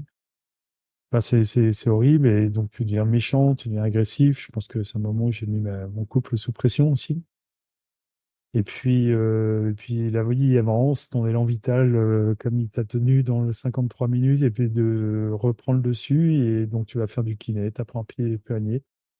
Et le 1er avril, ma femme me dit, allez, viens, je t'emmène faire du ski. On adore faire du ski dans la montagne. Et puis comme j'avais pas de bras, là, je pouvais pas faire de ski cette année. Alors on va faire un week-end, 4 jours ensemble tous les deux. Et à la fin de la première journée, il a neigé. Et mon ski qui passe sous la neige, neige fraîche, il tape dans un caillou qui était invisible. Je fais un soleil et là, je me casse l'épaule gauche et la main droite. Donc, c'est retour à la case départ, retour à l'immobilisation, retour au creux, creux, creux de la vague. à te poser la question de c'est quoi cet acharnement, qu'est-ce que je veux pas voir, mais où je suis. Et en fait, dans une conversation avec la médecin, avec la femme du médecin qui m'a sauvé la vie, qui est psychiatre, et qui me dit, tu sais, Nicolas, on a peut-être sauvé le cœur, mais on n'a pas sauvé le cerveau. Et c'est très normal parce que ce que tu as vécu, c'est un truc de dingue. Et il faut regarder le cerveau, il faut que tu regardes le cerveau. Donc là, je vais appeler sur ses conseils un département de l'Institution nationale des Invalides, qui va me rappeler d'ailleurs, parce que je vais se appeler en absence. Et 2 jours plus tard, j'ai rendez-vous. Et je vais faire des tests qui sont des tests psychoneurologiques, tests d'Alzheimer. Et en fait, c'est des tests un peu de simplet, présent, le futur, les triangles dans les carrés, etc. Et moi, de dire au docteur, mais docteur, si j'ai eu le courage de venir vous voir, l'humilité de venir vous voir, à quel moment on fait une rééducation sérieuse, si j'ai... Et il me dit, monsieur, c'est sérieux, vous avez que 26 sur 30, à 25, c'est pathologique, à 26, on va pouvoir commencer à travailler. Je vais pouvoir ramener dans une zone de confort, mais maintenant, il va falloir que vous compreniez quelque chose, c'est qu'il y a un avant et un après. Vous ne serez plus jamais comme avant, vous ne redeviendrez jamais comme avant, et il va falloir apprendre à faire le deuil de soi-même. Voilà, et là, ben, c'est un énorme coup dans le nez, où tu es prêt, parce que bon, ça ne se fait pas un instant T, c'était progressif. Et tu as un chiffre fait par des professionnels qui objectivisent les choses et qui te montrent que bah, c'est plus possible, que maintenant il va falloir prendre du temps, il va falloir se soigner et que le cerveau, que jusqu'à aujourd'hui, raconter sa propre histoire en se disant qu'il était indestructible, eh ben, il est touché et donc il va falloir le rééduquer. Et à l'heure présente où on se parle, bah, je suis toujours en train de faire l'orthophoniste toutes les semaines, toujours en train d'essayer de le redynamiser, créer un handicap fort, ce qui s'appelle le handicap invisible, que beaucoup connaissent, parce que ça touche des millions de Français. Les gens qui me croisent voient que j'ai pas de problème et comprennent pas pourquoi je fais pas entrepreneur et pourquoi je repars pas. Bah, je repars pas parce que c'est plus possible, quoi. En fait, tu cherches un peu à comprendre parce que tu vois, à ce moment-là, je suis encore un peu très cérébral. Maintenant, je suis beaucoup plus avec le cœur, mais à ce moment-là, cérébral. Donc, tu cherches à comprendre. Mais ça veut dire quoi faire le de soi-même, quoi. Enfin, concrètement, on parle de quoi, quoi. Et en fait, il y a un modèle qui est le modèle de Kubler-Ross, qui est un thérapeute helvète, qui décrit le deuil en étapes, c'est-à-dire le déni, la colère, le marchandage, la dépression et l'acceptation. Et en fait, alors c'est pas hyper prouvé scientifiquement, c'est pas hyper démontré, mais c'est pas très grave. Moi, ce que je trouve très puissant, c'est que c'est les étapes te montrent comment tu avances. Tu vois, moi, le déni, 14 mois, je pense que la démonstration, elle est assez claire. La colère, elle était vis-à-vis de moi-même, parce que tu en as parlé tout à l'heure, mais j'avais écrit un livre et j'avais sensibilisé, enfin, j'avais théorisé là-dessus et je me suis dit, bah, les signaux faibles, je les ai pas vus, je me suis mis moi-même dans le platane, donc je m'en voulais d'avoir fait souffrir ma femme, mes enfants. Le marchandage, bah, c'est comment tu bricoles ton retour au boulot en changeant l'organisation, en disant que tout va bien se passer. La dépression, j'ai fait, et puis l'acceptation, bah, tant que t'as pas accepté, tu peux pas passer à autre chose. Mais en fait, un truc hyper intéressant, c'est qu'on a tous des deuils à faire, hein, que ce soit une relation amoureuse, une maison qu'on adorait, un proche. Et en fait, c'est derrière la notion de deuil, c'est pas un deuil, c'est des deuils. Parce que bah, moi, c'est le deuil de ma boîte, le deuil de mes relations avec mes salariés, le deuil de mon agenda, de mon identité sociale. On se présente souvent dans la vie avec son activité professionnelle que j'ai pu, ton deuil de ton train de vie, parce que quand tu es chef d'entreprise, c'est un certain train de vie, puis après il disparaît. Et c'est le deuil pour ta femme, d'un mari qui existe plus vraiment et qui a changé. Et puis c'est les deuils du couple, hein, parce qu'il y a plein de projets qu'on voulait faire et qu'on pourra pas faire, quoi. Alors je mets dans le livre, moi, il y a un film qui m'a beaucoup touché, c'est le film Encore, sur l'histoire d'Aurélie Dupont, la danseuse étoile, qui se casse le genou et qui peut plus faire danseuse étoile, un peu pareil, et qui discute avec Muriel Robin et qui lui dit, c'est ma chérie, faire le deuil de ses rêves, c'est choisir d'autres rêves. Et c'est tellement joliment bien dit, c'est tellement puissant comme phrase, mais quand tu es dedans, c'est tellement difficile. C'est vrai qu'aujourd'hui, bah, j'en arrive au stade de pouvoir commencer à choisir de nouveaux rêves et commencer à envisager la vie petit à petit, par touche, différemment. Mais ça, c'est pas, il n'y a pas de grand soir, ça se fait pas en une soirée ou un rendez-vous de psy, etc. Ou ah, excusez-moi, j'avais pas compris, puis tu bascules. C'est par petites touches tous les jours que ça progresse. Et ça prend beaucoup de temps. Et la réalité, c'est qu'on se parle, ça ne fait que 3 ans. Et moi, quand tu es dedans, bah, c'est très long, mais en réalité, par rapport à ce que j'ai vécu, c'est pas grand-chose, quoi. Et d'ailleurs, je voudrais revenir sur le modèle dont tu parlais du deuil. Il y a une étape qui plus interpellée que les autres, c'est celle du marchandage. Il ne s'agit pas d'établir une hiérarchie entre ces différentes étapes, une hiérarchie de difficulté ou autre, mais j'aurais tendance à penser que c'est la plus sournoise. Ça consiste finalement à, si je caricature, tout ce qu'on va développer intellectuellement pour se raconter des conneries à soi-même, Bien sûr. pour masquer la réalité, pour justifier ce qu'on veut pas changer. Ça peut paraître trivial comme ça quand on l'explique, même le mot, marchandage. Et en réalité, est-ce que c'est pas une des étapes les plus sournoises et les plus dangereuses parce que c'est celle qui nous tire vers le fond, qui nous maintient au fond véritablement et surtout, c'est le mensonge vis-à-vis de soi-même qui est le plus difficile à gérer. En fait, elle fonctionne assez bien avec le déni. Euh, C'est-à-dire que tu vas te reconstruire une réalité parallèle avec tous les éléments qui attestent le sentiment que tu veux avoir. Donc moi, le sentiment que je voulais avoir, c'était celui d'être capable de revenir comme je pouvais l'être. Et donc effectivement, tu te mens à toi-même parce que tu veux pas voir. Mais ceci dit, le mécanisme de déni, juste une parenthèse, c'est le mécanisme de protection du cerveau. C'est-à-dire que le choc émotionnel est tellement violent qu'au bout d'un moment, tu préfères ne pas voir parce que c'est une façon de te protéger, quoi. Mm.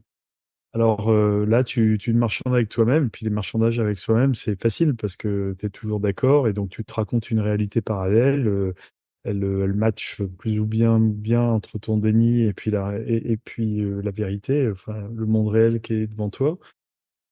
Puis ça, tu progresses avec ça en parallèle, mais malheureusement, alors ça peut durer des mois, des années pour certains. Moi, ça a duré 6 semaines parce que ça a été se confronter avec violence à la réalité réelle et à ce moment-là, ça craque et tu bascules très vite dans la dépression. Mais effectivement, c'est très sournois parce que tu peux, en fonction des histoires de chacun, tu peux rester enfermé là-dedans pendant des mois et des années, quoi, sans te dire, en te protégeant, en ayant l'impression d'avoir trouvé un équilibre, mais la réalité, c'est que c'est factice. Et là, bien sûr, la dépression, tu as un moment, cette phrase euh, que je trouve très intéressante où tu dis, quand on a traversé la mort, qu'elle ne fait plus peur, elle devient une solution simple à des angoisses quotidiennes. Pourquoi souffrir alors qu'il est possible de retrouver facilement un état de plénitude? Donc tu parles du suicide. Et tu établis ce lien avec cette découverte, ce face-à-face avec la mort. Et finalement, le fait de faire tomber une forme de... Non, c'est pas un bon mot, c'est pas un tabou, mais c'est comme si en fait tu avais ouvert une fenêtre sur quelque chose qui jusqu'à maintenant était totalement conceptuel, qui maintenant est devenu atteignable, qui est devenu concret, et qui apporte, qui pourrait apporter finalement une forme de soulagement, de libération, et donc c'est plus du tout tabou, et c'est quelque chose qui devient possible. Alors que toute la vie durant, on nous apprend, volontairement ou pas, dans la culture, on va y revenir bien évidemment, mais que la mort est parfois une chose dont on parle peu, dont on n'est pas à l'aise, avec laquelle on n'est pas à l'aise, et puis avec laquelle on négocie pas, quoi. Et toi, ce que tu expliques là, c'est que finalement, bah, une fois qu'on l'a senti, qu'on l'a vécu d'une manière ou d'une autre, elle devient concrète et possible, et que c'est ce qui peut expliquer que du coup, malheureusement, beaucoup de gens la choisissent comme une issue. Alors moi, je précise, pour être bien transparent, j'ai pas fait de tentative de suicide, hein. Hmm. Euh, mais c'est vrai que je me suis fait peur dans des réflexions parce que c'est une option. Donc tu te dis, bah, j'ai un problème, je garde quand même mon esprit un peu algorithmique et tu te dis, bah, j'ai une option, ce serait de me supprimer, comme ça c'est le sujet est réglé, quoi. Et en fait, enfin, quand tu sors un peu de ce côté dépressif, tu te dis, mais c'est horrible, toi, t'as réalisé en le considérant une option. Et c'est ce que tu disais un peu sous le mot tabou. C'est vrai qu'avant, enfin, jamais tu considères la mort comme une option ou comme une solution. Et là, parce qu'en fait, c'est tellement facile de mourir. Enfin, tu vois, je suis parti, mais comme ça. Et alors, je précise un autre truc aussi, c'est que bah, oui, je fais une expérience de mort imminente, mais j'ai pas de souvenir non plus. Voilà. Donc, j'ai Oui, pas énorme. t'insistes là-dessus, effectivement, sur le fait qu'on t'a beaucoup posé la question. euh, voilà, ça c'est moi qui le caricature, mais alors au fait, il y a quoi au bout du tunnel? Ouais. Toi, tu n'as aucun souvenir, t'as Voilà. absolument. Mais si tu veux, je sens que mes cellules savent. C'est un truc sur lequel je suis bigrement incapable de mettre des mots et de pouvoir de traduire l'idée, mais je le sens. Voilà. Et donc, et tu sens que c'est pas désagréable, en vrai. Et alors, du coup, bah oui, tu considères ça comme une option. Et bon, enfin, j'ai aucune fierté de ça, hein, mais c'est vrai que c'est assez effrayant de raisonner comme ça. Aujourd'hui, la mort, elle est rentrée dans ton existence, que tu te souviennes de la sensation ou pas, finalement, c'est secondaire par rapport à ce sur quoi je voudrais que à ce que je voudrais que tu illustres. Mais disons que tu as eu un vrai enseignement. C'est-à-dire que ton rapport à la vie n'est plus le même du fait de ton expérience avec la mort. Et d'ailleurs, tu l'écris, je crois, hein. Il y a un moment dans le livre, tu dis, nous devrions passer notre vie à préparer notre mort ou à nous préparer à mourir. Donc, Ouais, je dis qu'en fait, la vie, on passe notre vie à se préparer à mourir. on passe notre vie à se préparer à mourir ou nous devrions passer notre vie à se préparer à Ben, mourir? on devrait, je dis on passe parce que c'est ma réflexion, on devrait, c'est plus une forme de conseil et d'injonction, et moi j'ai pas de conseil et d'injonction, mais s'il y a un truc qui est sûr et certain, c'est qu'à la fin on va mourir. Et on n'en parle pas parce que la mort, c'est l'antithèse de la société de consommation, il faut, on la cache. On cache nos vieux dans les étages. On a même des transhumanistes qui imaginent qu'ils vont avoir la mort de la mort. Enfin, bon, on est compris dans un certain nombre de délires, mais s'il y a bien un truc qui est présent, c'est que c'est la mort. Et qui est la mort? Et que cette mort, en l'occurrence, elle est, euh, elle est salvatrice parce que c'est grâce à la mort que tu peux être réellement dans la vie, quoi. Et euh, d'ailleurs, c'est dans ton livre, hein, Je t'aime, Ovid, grâce à la mort, la citation de Plutarque. De Sénèque. C'est De Sénèque. Et de Sénèque. ouais, non, mais tu as raison et tu as tort. Tu as raison parce qu'il y a eu une erreur de typo dans le livre. Donc, la citation qui est en tête de chapitre, il est Oui. mentionné Plutarque, alors que dans le reste du texte, j'explique bien que c'est Sénèque. Et tu vois, comme quoi, hein. Bah, comme quoi, bah, Il y a des typos partout. Mais ce qui compte, c'est moi, celui qui l'a écrit, qu'effectivement, la maxime à laquelle je pensais, tu as raison. Ouais. Je t'aime, ô vie, grâce à la mort. voilà, et je pense que euh, la mort, au pire, on n'en parle pas. Au mieux, c'est un concept. Mais quand tu as fait cette expérience qui est que maintenant, euh, c'est plus une histoire de bonne discussion avec des potes autour d'un verre de vin rouge un samedi soir, mais que tu l'as dans ta chair. Oui, t'as une appréhension enfin, tu vis ta vie clairement, clairement différemment. Et, euh, oui, ça devient très sensible parce qu'en fait, on grandit, on avance dans la vie en se questionnant sur ce qu'il y a au bout de la flèche, et c'est extrêmement angoissant. Et le fait de ne pas y réfléchir est angoissant. Le fait de ne pas l'aborder est angoissant. Et pourtant, il y a des gens et des penseurs qui y réfléchissent depuis des milliers d'années. Et c'est ça qui est hyper intéressant.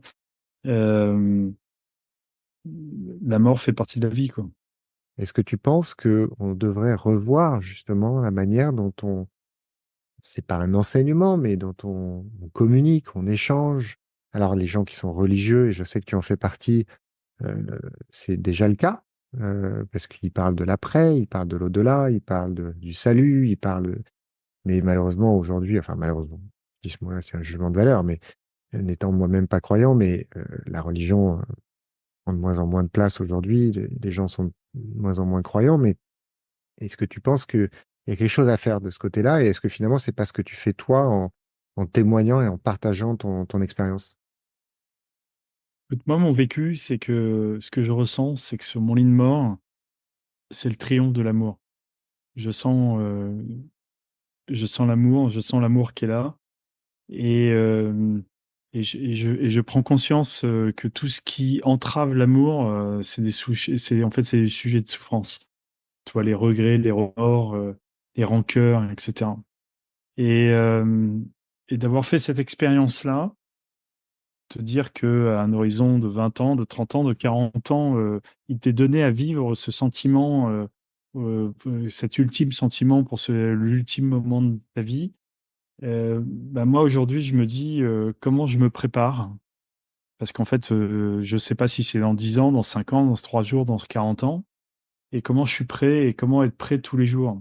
Et en fait, vivre, vivre sa journée, je crois que c'est dans ton livre, j'ai été une expression que vivre comme si cette journée comme si elle était le résumé de ta vie, comme Hmm. que certains disent être la dernière, mais je préfère le résumé que la dernière.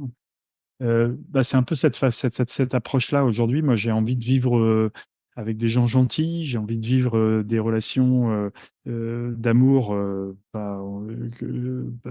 parle pas d'amour charnel, on parle d'amour du cœur pour les gens qui t'entourent et de le témoigner parce qu'en fait, euh, bah, c'est vrai que j'aime bien aussi ton tableau dans ton bouquin de ce temps que tu consacres en réalité au véritable amour et à l'intensité de la vie, parce que c'est ça, vivre. Et c'est pas profiter de la vie, c'est de vivre. Ramener à 80 ans de vie, ben, en fait, c'est pouillemesque. Et en fait, c'est ça dont tu vas te souvenir sur ton lit de mort. Moi, je me suis pas souvenu de justement de toute ma première partie de vie, de ma boîte, de mes succès, de tes euros sur ton compte, ou de ta voiture. Je me suis souvenu, et j'ai ressenti, ma femme, mes enfants, ensuite trois, des gens de ma famille que j'aime et qui se déchirent, et quatre, un lieu dans lequel je suis bien. Voilà, il y a que ça qui était là. Il y a que, et donc, en fait, là, cet amour pour cet ultime moment de vie, et ben, ça se décrète pas 3 minutes avant, quoi. C'est l'ensemble de la construction de ta vie, c'est toutes ces graines que tu as semées, c'est tout ce que tu auras bâti. Si tu veux être sur ton lit de mort avec des gens qui t'accompagnent, et ben, probablement, ça peut être ton frère et ta sœur, s'ils sont plus jeunes, mais sur ta descendance. Moi, quand j'entends des gens qui disent je veux pas de descendance, je veux pas d'enfants, etc. Alors, je sais qu'il y a des gens qui souffrent de ne pas pouvoir en avoir. Et donc, le propos est général et se tourne pas vers ces gens-là. Mais c'est juste pour ceux qui peuvent, ça peut être aussi un propos totalement égoïste. Mais égoïste, c'est pas donné, c'est pas l'amour. Et tu vas le payer à un moment donné. Et comment tu vas le payer? Ben, c'est que le jour où tu vas mourir seul. Et moi, il n'y a rien de pire que ça. Et c'est que ce moment ultime-là, eh ben, je pense que oui, peut-être que c'est ça. Croyante, tu ne sais pas exactement comment ça se passe derrière, mais cette vie éternelle, si elle est faite d'amour, elle est peut-être très très belle, et c'est peut-être magnifique. Et bah, cette sensibilité que j'ai maintenant à fleur de peau et qui est très ancrée dans mon cœur, qui était probablement une approche un peu conceptuelle des choses, de la religion avant, où tu cherches à articuler, tu cherches à comprendre, tu cherches le lien, tu cherches la dynamique que ça peut donner pour une société. Ben, j'ai peut-être encore un peu de ça dans ma façon d'aborder les choses, bien évidemment, mais aujourd'hui, il y a une sensibilité qui va bien au-delà et qui t'alerte tous les jours pour te dire qu'est-ce que je vis vraiment, quoi, tu vois. Et une journée où il n'y a pas d'amour, c'est une journée perdue pour le coup. Sur ton tableau, c'est une petite case que je noircis, quoi. Le fameux tableau. Le Memento Mori. Pour ceux qui nous écoutent, qui ne le connaissent pas, sais pas s'il en reste d'ailleurs, parmi ceux qui nous écoutent, qui ne le connaissent pas, parce que on en parle tellement souvent, qui est un tableau de 4160 cases. Chaque case représente une semaine dans une vie de 80 années. C'est, Et tu vois, aujourd'hui, le fait de faire des conférences depuis le mois de septembre, je crois que j'en ai fait 80. Il y a beaucoup de gens qui prennent contact avec moi sur LinkedIn, on échange. Et d'abord, j'ai connu plein de gens incroyables. Mais ce qui est absolument génial, hein, c'est que tu rencontres des gens et ils te parlent directement d'eux-mêmes. C'est-à-dire que, tu sais, ces qualités de conversation que tu as avec des potes peut-être une fois, deux fois dans l'année, mais euh, pas assez souvent. Mais là, le fait de témoigner, de te raconter cette expérience, d'abord, eux me racontent la leur. Ici, un enfant malade, là, une femme décédée. Enfin, d'abord, tu t'aperçois que tout le monde a des merdes, tout le monde a des souffrances. Peu osent les exprimer, de peur de gêner, de peur d'être jugé, de peur d'être éjecté du système, d'être dévalorisé parce que non performant. Et moi, tu vois, par rapport à cet amour, bah, en fait, tous ces rencontres fait que tu as que des rendez-vous de qualité. Parce que c'est des rendez-vous où tu parles pas de tes vacances. Donc tu dois avoir, Nicolas, des vacances absolument incroyables, mais c'est vrai que je m'en fous. Mais là, on parle de la vie. Et c'est vraiment le sujet qui m'intéresse. Je pense que c'est les sujets qui nourrissent et c'est les sujets qui contribuent à faire que tu chemines et que tu te prépares pour cet ultime passage, quoi. il y a quand même une chose que l'on retient de ce qui t'est arrivé, c'est que, eh ben, Nicolas Duhep, pardon, mais le gars est super sportif. Il fait du vélo, c'est pas du vélo, il pratique le cyclisme. Il fait 100 bornes. Il a une bonne hygiène, en tout cas sportive. Euh, il lui est quand même arrivé ce qui lui est arrivé. Et donc, il y a toute une réflexion qu'on peut mener sur ce qu'on appelle trivialement l'hygiène de vie, sur l'importance du sport, sur l'importance de tout ça. Et toi, il y a un moment, tu as cette phrase, je crois, qui est tibétaine, qui m'a beaucoup marqué, que je trouve absolument géniale, que tu cites, qui est: écoute ton corps quand il chuchote et tu n'auras pas à l'entendre crier. C'est un moment dans le livre où tu expliques que bah, finalement, derrière la façade du super entrepreneur qui faisait vachement de sport, tu l'évoques pas, mais on comprend que tu fumais pas, t'avais pas d'excès particulier. T'as pas le physique de Gérard Depardieu, enfin voilà, on comprend que. Et pourtant, finalement, quand tu fais la rétrospection, il y avait eu des signes, il y avait eu des alertes, mais tu les avais pas vus ou tu n'avais pas voulu les voir. Il y a une question dans mon C'est, propos. oui, oui, c'est le principe des signaux faibles. Euh, Effectivement, quand ton corps chuchote, c'est pas très grave. C'est les signaux faibles, c'est pas très grave. On peut passer outre. Sauf que quand ils sont forts, quand ils sont psychologiques, tu les vois plus. Et puis quand ils sont physiques, t'as très très mal. Ouais. Alors les signaux faibles, c'est plusieurs types de questions. D'abord, c'est être conscient que ça existe. Ensuite, être capable de les déceler. Ensuite, c'est être capable de les interpréter. Et ensuite, c'est être capable de prendre des décisions, s'adapter. Donc, ça fait plusieurs niveaux à travers lesquels il faut passer. Moi, avant l'accident, euh, je crois pouvoir dire que les signaux faibles, ils étaient, bon, pas faibles, ils étaient forts. La semaine qui a précédé, le mardi, j'avais fait un entraînement sur mon home trainer, j'avais mal au cœur. J'avais appelé mon entraîneur à qui j'avais dit, bah, je fais pas l'entraînement, c'est le premier que je faisais pas en 4 ans. J'en avais parlé à ma femme qui m'a dit on va prendre un rendez-vous chez le cardiologue. Mais avant, je sais pas si tu te souviens, tu vas aller faire un test Covid. Tout était Covid à ce moment-là. Et puis le lendemain matin, j'avais rendez-vous à 8h30 chez mon ostéo qui me dit mais t'es complètement à côté de tes pompes, t'es fatigué, relâche. D'ailleurs, en sortant à 9h30, j'ai écrit à ma sœur, elle me dit que je suis à côté de mes pompes, mais c'est vrai qu'elle a raison. À Paris, j'ai tout. Si je sors pas de Paris, je vais finir par mourir. J'imagine pour ma sœur le dimanche. Puis l'après-midi, j'ai eu un accident de scooter. Ça fait plus de 20 ans que je faisais du deux roues dans Paris, j'ai jamais rien eu. Et là, je me suis encastré dans la voiture devant, avec une attitude absolument hors norme du gars qui en avait mais rien à foutre, qui a appelé son assistante, qui a dit tu vois avec le mec. Et puis moi, je suis parti à pied en laissant mon scoot au milieu d'un boulevard qui s'appelle les Grands Boulevards dans Paris, donc un truc dans lequel il y a du trafic. Et donc pas bien le garçon, quoi. Et ça, c'est la semaine d'avant. Les semaines qui avaient précédent, je m'étais engueulé avec ma directrice commerciale. J'avais collé en vacances mon directeur technique. Donc en fait, tous ces signaux annoncent que tu es proche, un peu proche des points de rupture. Et, euh, et je pense que ces points de rupture, ils se sont, et c'est ce que je mettais dans le premier livre.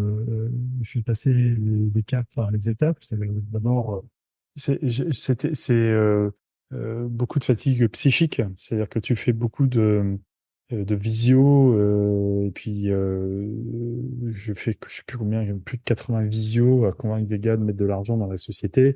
Donc, au fait, au bout d'un moment, tu te rends plus bien compte de ton état de fatigue. Et en plus, c'était le Covid, le confinement, où chacun est. Il y en a qui ont vécu des confinements merveilleux et qui rêvent d'y retourner, mais enfin, moi, c'était très sympa, mais c'était quand même très usant psychiquement, ne serait-ce qu'en écoutant les informations au quotidien. Voilà, en fait, il y a plein d'éléments comme ça qui sont venus perturber les équilibres qui étaient les miens et qui se sont traduits par plein de signaux faibles. Et ces signaux faibles, ce sont des éléments physiques, hein, de petites douleurs, de cutanées, d'ailleurs du cœur, ce qui s'est manifesté le mardi, mais ça se traduit aussi par de l'agressivité, par une surfatigue. Et tous ces signaux-là, quand tu les mets bout à bout, bah, tu te dis ça va pas bien. La réalité, c'est que quand tu es tout seul juge, bah, tu le vois pas. On pourrait dire, mais ma femme, elle aurait pu le voir. Ma femme, c'est la même chose. En fait, elle est un peu en conflit d'intérêt parce que tous ces signaux, tu les vois, euh, tu les interprètes, tu te dis, on est pas un peu loin. Et puis après, qu'est-ce qu'on en fait? Tu vois, moi, le mercredi, on se serait croisés en me disant, tu m'aurais dit, mais Nicolas, t'es pas bien, tu sais, il faut que tu changes de vie, quoi. Il faut que tu quittes tout et puis t'ailles faire je ne sais quoi, quelque chose plus en contact avec la nature, parce que là, tu vas finir par mourir. Mais je t'aurais jamais écouté. Et j'étais condamné.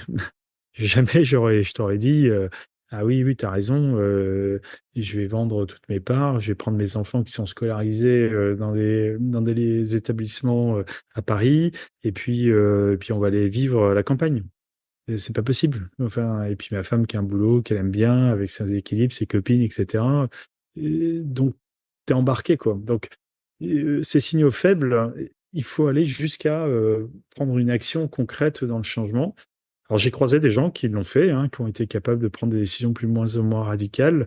Moi, je fais partie des gens un peu têtus, obtus, qui, quelque part, finalement, sont un peu condamnés à finir dans le mur pour avancer. Mais il y en a d'autres qui naviguent plus posément, aisément que moi. Mais c'est ça le chuchotement qui peut se traduire en cause douleur, quoi. Oui, et puis il y a aussi le fait de ne pas vouloir basculer dans une forme d'hypocondrie. C'est-à-dire que quand j'entends il faut observer les signaux faibles, après il y a des gens qui font que ça. D'écouter les signaux, d'en voir là où il n'y en a pas et que ça paralyse un peu. Voilà, et puis après, tu sais, c'est le biais cognitif. Donc, je parlais du biais cognitif du sportif endurant tout à l'heure, mais tu as un biais cognitif de l'entrepreneur. Quand tu es entrepreneur, tu gères des merdes toute la journée. Tu ne fais que ça. Donc, bon, tu as le corps qui est en train de t'envoyer des signaux, c'est une merde en plus. Et puis, la façon de régler tes merdes, c'est que tu te la mets dans une liste, et puis celle qui se remanifeste le lendemain ou le surlendemain, bah, tu la gères parce qu'elle doit a priori avoir une importance. Mais la santé, c'est un peu différent. C'est pas quelconque.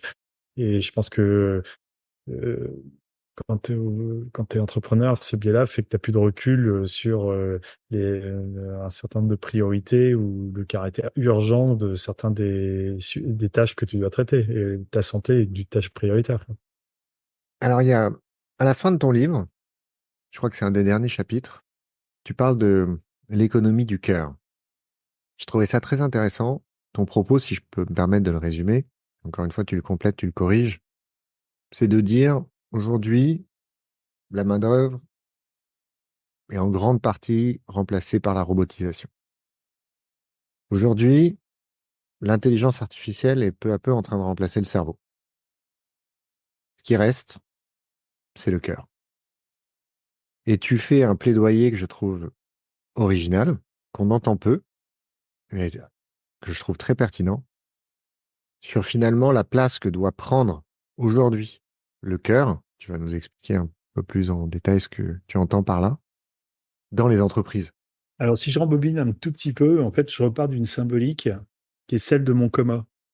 Dans le coma, j'ai plus que le cerveau et le cœur qui sont actifs, tous les autres organes sont endormis. Mais des deux, il y en a un qui est plus fort que l'autre, parce qu'il y en a un qui peut vivre sans l'autre, et la réciproque n'est pas vraie. Alors, c'est une symbolique, bien évidemment, on a besoin des deux, mais je trouve ça extrêmement puissant parce que pour des gens qui ont été formés au cartésien, qui vivent dans le cartésien, où toute la performance est liée au cerveau et au cartésien, venir voir avoir cette image du cœur comme outil, comme organe performant et potentiellement plus performant que le cerveau. J'adore cette image parce elle a un côté provoquant et puis en fait, en plus, elle fait le parallèle avec mon arrêt cardiaque, hein, puisque finalement, mon cerveau, euh, à l'issue de cet accident, le cœur va bien et c'est le cerveau qui est touché. Et, euh, et je me dis, bah, finalement, c'est quoi cette performance du cœur? Et c'est vrai que euh, bah, tu apprends avec les psys petit à petit à qualifier tes émotions, à ressentir tes émotions, plein de choses que je faisais jamais avant et dont je n'avais aucune idée. Et puis tu découvres que dans le management, avec tous ces tests de perso, de cerveau droit et cerveau gauche, qu'en fait c'est une énorme fake news, qu'on a mis le cerveau droit, les émotions, parce qu'il fallait les mettre dans le cerveau parce que c'était bien de le faire dans les écoles de management dans les années 60-70, au moment où on fabriquait des cadres conquérants pour partir gagner des marchés à travers toute la planète. Et on a même parlé d'intelligence du cœur, tu vois, le cœur qu'on remet dans le cerveau, tout devient le cerveau, c'est l'alpha et l'oméga, quoi. Mais sauf qu'en ce moment, on est en train de revivre un rééquilibrage de nos valeurs masculines et féminines. Et pourquoi je dis ça? Parce qu'en fait, qu'on le veuille ou non, bah, quand on était gamin, le cerveau, les organes, ils étaient un peu sexués. C'est-à-dire que le cerveau, c'est les maths, c'est les garçons, le cœur, c'est les lettres, c'est les filles.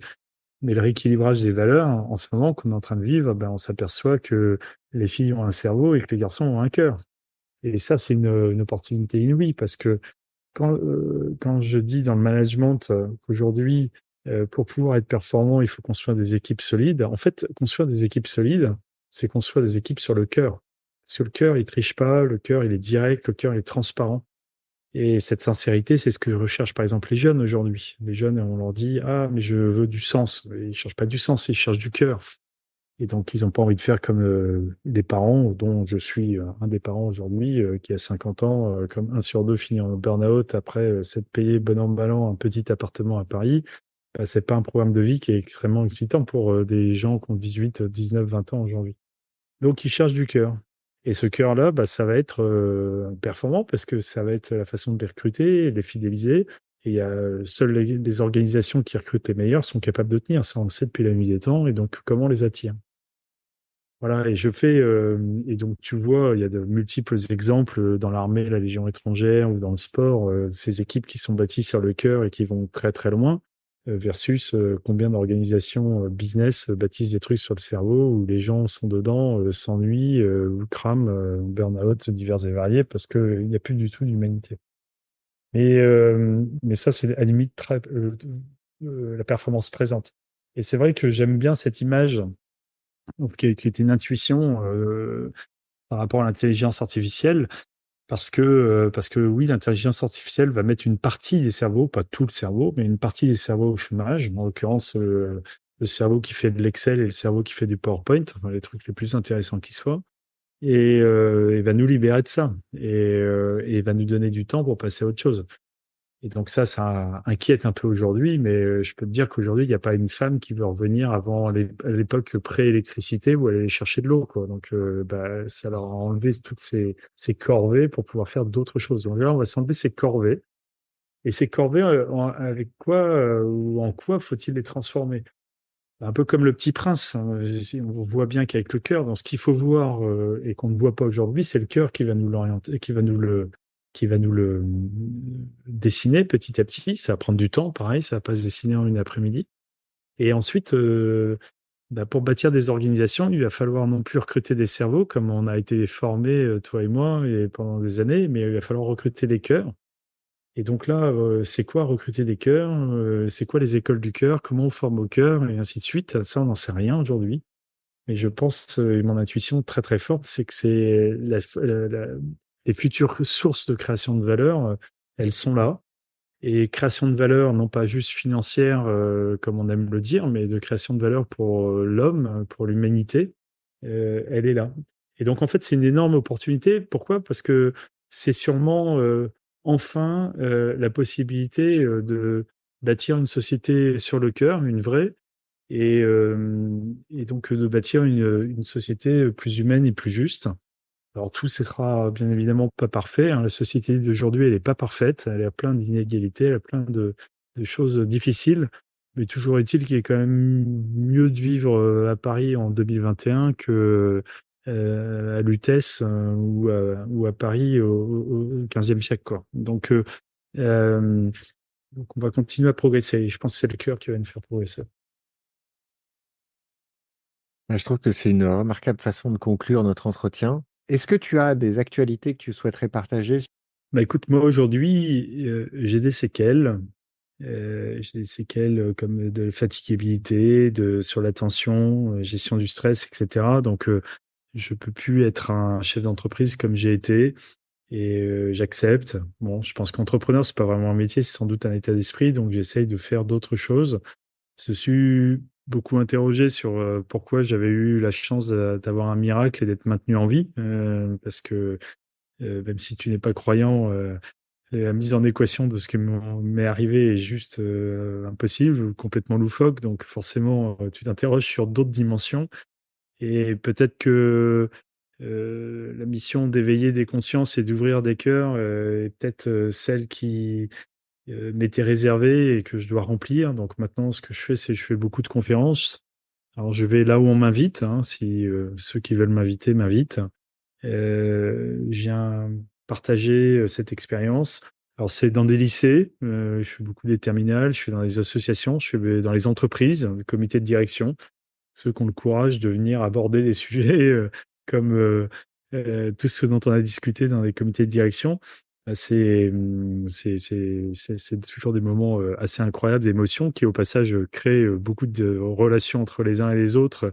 Donc, il y en a qui font des des séminaires de motivation à l'autre bout du monde. Ben là, je peux te dire que d'un seul coup, de mettre du cœur dans une équipe, ça s'opère et c'est assez fort. Et pour moi, c'est des grands moments de joie. Voilà, et puis je m'occupe de mon livre qui est sorti le 29 juillet, 53 minutes sur vivre et renaître. Donc pareil, là où je suis invité pour des dédicaces. Et puis j'aime bien l'entreprise encore, mais à défaut de pouvoir en avoir les rênes, donc j'aide des copains sur des questions diverses et variées qui, qui, qui voient que quelque part je suis devenu sage. Peut-être je raisonne comme quelqu'un qui a vu la mort à 80 ans, mais qui en a que 48, hein, donc je m'énerve pas pour les mêmes trucs et donc je peux Tu as du je- recul. ouais, du recul ou en tous les cas les calmer sur un certain nombre de sujets où ils seraient susceptibles de monter dans les tours. Voilà, donc je fais ça. Vers quoi tout ça m'emmène, bah, je sais pas. J'ai pas de projet, je cherche pas à avoir de projet. J'essaie de vivre dans le présent, dans l'instant. Est-ce que je serai en vie dans 5 ans? Bah, j'en sais rien.